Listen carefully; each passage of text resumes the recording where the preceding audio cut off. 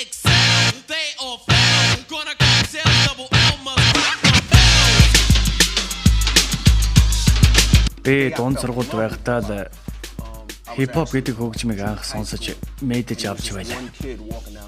Маш сэргэлэн дандаа өглөж явдаг. Маш их амбицтай дээр нэг төрөмгөө. Тэрэнд нэг дэвтэр байдаг байсан. Дүүрэн рай биз. Тэгэл тэр энийг сонсондоо гэдэг нэг хальс өгөхөөр сонсож үзээд бид нар бүгдээрээ инээс. Хүн өөртөө итгэж зүтгэлтэй байх ёстой. Анх сонсож үзэхэд их давгүй санагдаж таалагдсан л да. Энэ залуу намайг далаар минь тавьж гэртээ хараад дууны үг бичмээр болгодог байлаа. Их чанга шууд тархинд орохоор янз юм. Сүүлдээ бүр кокаин хэрглэж гисэн юм шиг гал зуурдаг байлаа шүү дээ. Скрэч нэмж оруулсан зүрх өвдгмөр хэмнэлттэй болох гэж тэр шүү дээ. Тэгэхэд Дэв Жимиг хөтөлж явах хүн хэрэгтэй байсан. Тэр хүн бол ээлэл. Яахааргүй тэр мөн. Дэлхийн хаанч очоод ямар ч клубт ороод роктэй бэлийг тоглолбол бут авна да.